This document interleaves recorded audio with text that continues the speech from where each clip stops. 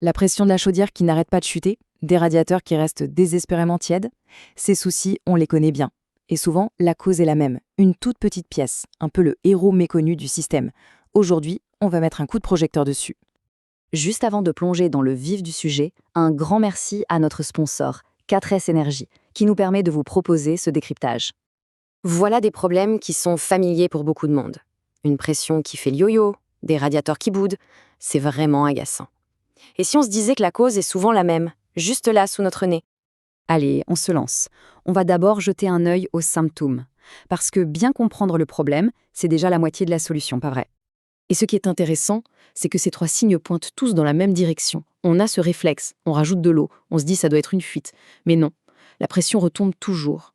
En fait, c'est le signe que le circuit n'arrive plus à, disons, respirer correctement. Alors, qui est le coupable? Eh bien, voici notre fameux suspect, qui est en fait le vrai héros de l'histoire. C'est simple, quand cette pièce commence à fatiguer, c'est tout le système qui trinque. Il faut vraiment l'imaginer comme le poumon du circuit de chauffage. C'est lui qui donne de la souplesse à l'ensemble, qui va absorber les changements de volume de l'eau. Sans cet élément, le circuit serait complètement rigide. Et là, la pression, elle grimperait en flèche. Son secret, c'est tout bête en fait. À l'intérieur, il y a une membrane souple qui sépare deux choses. D'un côté, l'eau du circuit, qui on le sait est incompressible, de l'autre, un gaz sous pression, qui lui est compressible. Et c'est justement cette séparation qui fait toute la différence. Bon, alors comment ça marche en pratique? On va voir que la physique derrière tout ça est à la fois super simple et assez élégante. Retenez bien ce chiffre, 4%. Ça n'a l'air de rien, hein, mais c'est le cœur du problème. Quand l'eau du chauffage passe, disons, de 10 à 90 degrés, son volume augmente d'environ 4%. Et dans un circuit fermé et rigide, ce surplus de volume, eh bien, il faut bien qu'il aille quelque part. C'est là que les ennuis commencent. Et ce cycle, il se répète en permanence. La chaudière se met en route, l'eau chauffe, hop, le vase inspire cet excès de volume, la chaudière s'arrête, l'eau refroidit, et le vase expire, il repousse l'eau dans le circuit pour garder une pression stable. C'est cette sorte de respiration tranquille qui garde tout le système en équilibre. Voilà, tout est dit. C'est avant tout une question de sécurité. Parce que sans le vase d'expansion pour faire son travail, c'est la soupape de sécurité qui doit prendre le relais. Elle va s'ouvrir, évacuer la pression, encore et encore, jusqu'à ce qu'elle s'use. Et là, on risque des dégâts bien plus sérieux. Alors, comment on peut savoir si ce gardien silencieux est un peu fatigué? Eh bien, il y a des signes assez clairs qui ne trompent généralement pas. On peut faire une petite checklist. Les premiers points, ce sont les symptômes qu'on a déjà vus. Mais les derniers, ce sont des tests qu'on peut faire soi-même.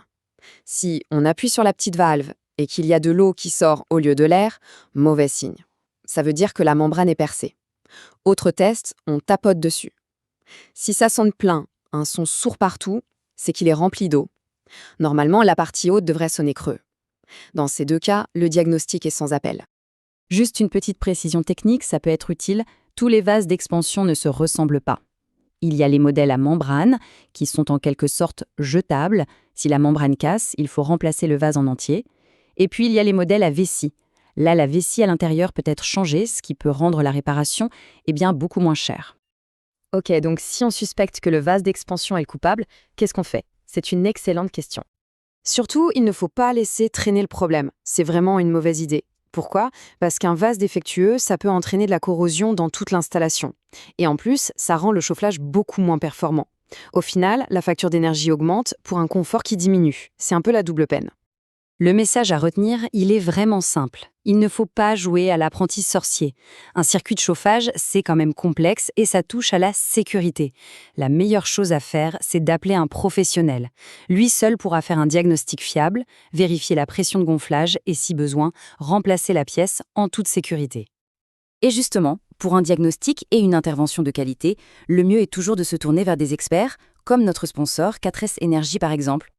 Au final, la question reste posée, est-ce que le gardien silencieux du chauffage est toujours bien en poste? Ce petit réservoir, on l'a vu, il est essentiel pour la stabilité, la sécurité et l'efficacité de toute l'installation. Il mérite vraiment qu'on pense un peu à lui de temps en temps. Voilà, c'est tout pour ce décryptage.